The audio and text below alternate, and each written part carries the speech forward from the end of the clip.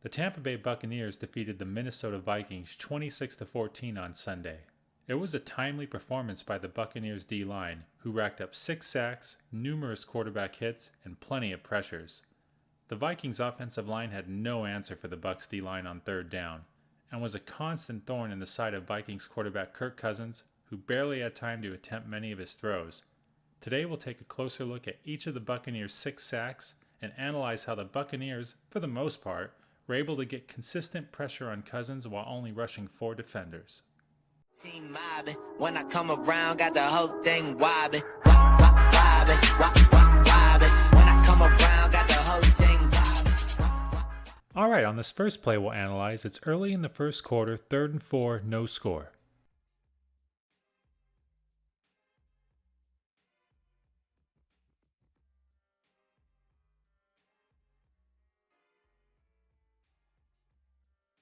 The Buccaneers are going to get a huge sack from linebacker Shaq Barrett. Although it's early in the game, this is a big-time sack. The Vikings are in field goal range and have early momentum as they were marching down the field before taking the sack.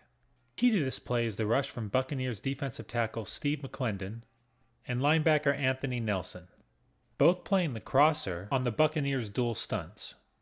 Starting with Anthony Nelson, he's going to start his rush to the outside shoulder of the right tackle, then cross the face of both the right tackle and guard and end up getting blocked by the Vikings center, and that's exactly where he wants to be. Next is the rush from Buccaneers defensive tackle Steve McClendon. He lines up at the 4-eye tech, which is on the inside shoulder of the left tackle. At the snap, he engages the left guard, then crosses the face of the left tackle, attacking the C-gap. McClendon's rush is so fast that Vikings left guard Dakota Dozier panics, reaches for the block, and overcommits.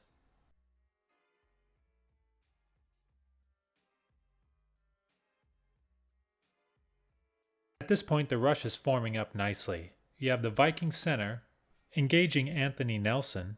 You have the Vikings left guard overcommitted and trying to block defensive tackle Steve McClendon, which leaves the A-gap wide open for Shaq Barrett to run through. Only after it's too late does the left guard realize his mistake, but at this point Barrett rushes through the A-gap for the sack.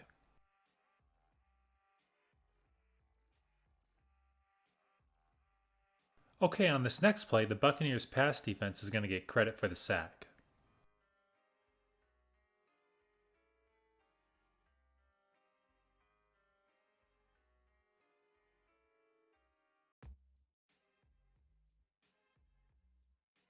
It's early in the second quarter, 3rd and 6, and the Buccaneers find themselves in a precarious situation. The Vikings are again marching downfield, up 6-0, and looking to convert this 3rd down.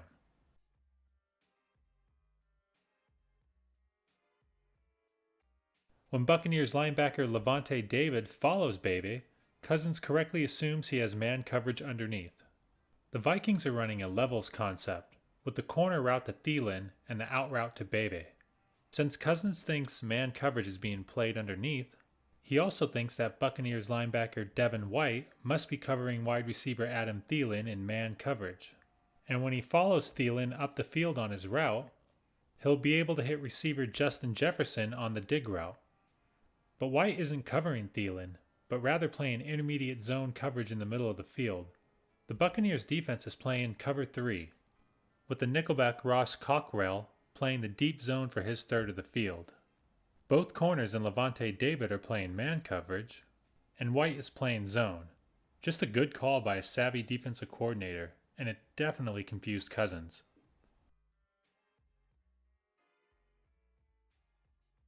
When the ball is snapped, Cousins looks towards Bebe on the out route, but it's well defended by David. Cousins then swivels back to Jefferson on the dig route, expecting it to be cleared out, only to find White sitting there in zone coverage. This makes Cousins double clutch, and by that time Buccaneers defensive tackle Ndamukong Suh has steamrolled Vikings right guard Ezra Cleveland into the quarterback, and Suh gets the sack.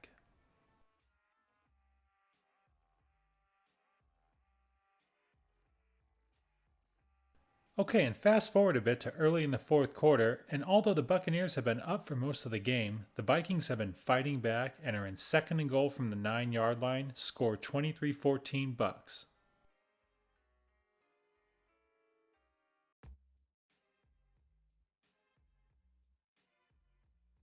The Buccaneers have been playing a bend but don't break defense all game, but here they're going to gamble.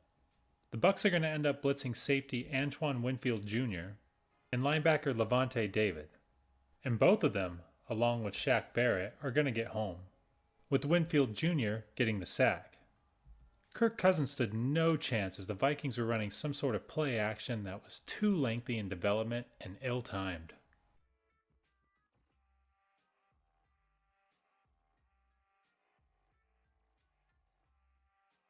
On the very next play, the pass rush gets home again, this time by Shaq Barrett.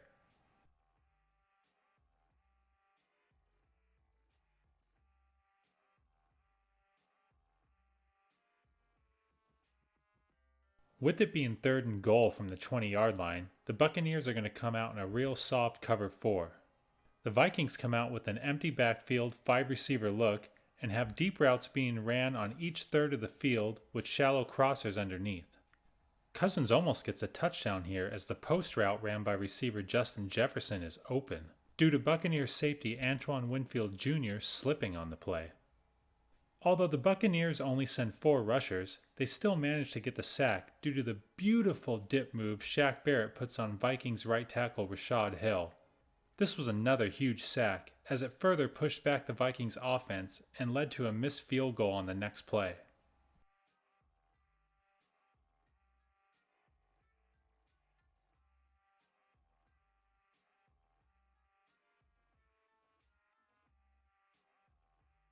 Later in the game, it's crunch time for the Vikings. They need a score, and preferably a touchdown, as they're down 26-14 with little under 3 minutes left. It's 2nd and 4, and the Vikings are running a series of sluggo routes.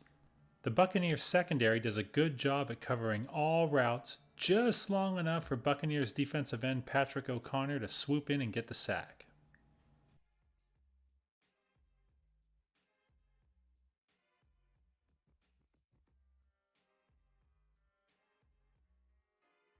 The Buccaneers are coming out in cover 2 man.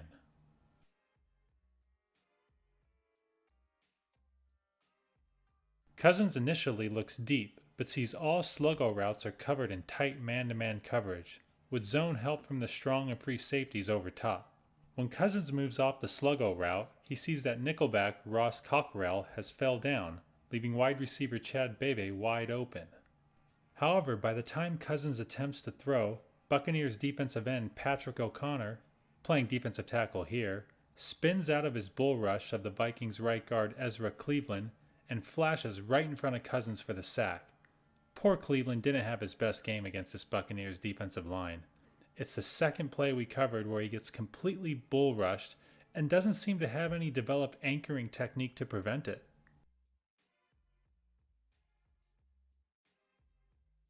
This sack was huge for the Bucs. It turned a 2nd and manageable into a 3rd and long, and with less than 3 minutes remaining in the game and down by 2 scores, leaves the Vikings in desperation mode. 2 plays later, and we arrive at the last gasp for the Vikings. It's 4th and 13, and the Vikings need a first down to stay alive.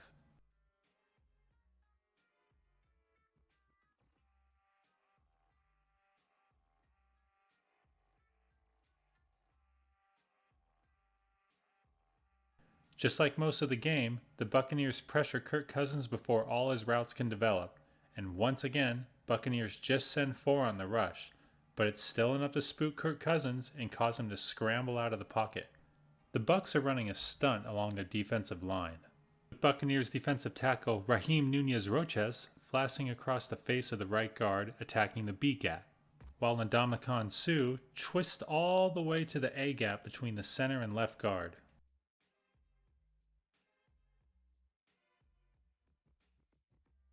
Left guard picks up the stunt from Suh, but the pressure from Suh causes Cousins to scramble out of the pocket and into danger instead of stepping up into the pocket to neutralize the rush from Jason Pierre-Paul, who ends up with the sack, strip, and recovery on this play.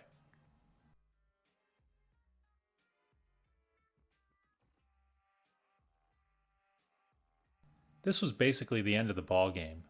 With this win, the Buccaneers moved to 8-5 and further solidify their playoff ranking. The flow of this game was odd. For most of the first half, the Vikings, statistically speaking, were winning. The Buccaneers' D-line and total team defense wasn't stopping the run or pass. Yet the third down sack from Barrett in the first quarter and Sue in the second quarter ended up having a huge impact on the outcome of this game. The Buccaneers' pass rush was getting to the quarterback in a timely fashion, getting huge stops on third down, and pressuring Cousins into costly incompletions when receivers were open. If the Bucs can continue to play the bend but don't break strategy, along with getting timely big plays from their pass rush, this team will go far in the playoffs. Well, that's all the time we have for today's video. If you like this video, please let me know in the comment section below. If you want to see more videos like this, please press the like button. And if you're a new viewer to this channel and haven't had a chance to subscribe, please don't forget to hit the subscribe button below. Thanks for watching, and I'll see you next time.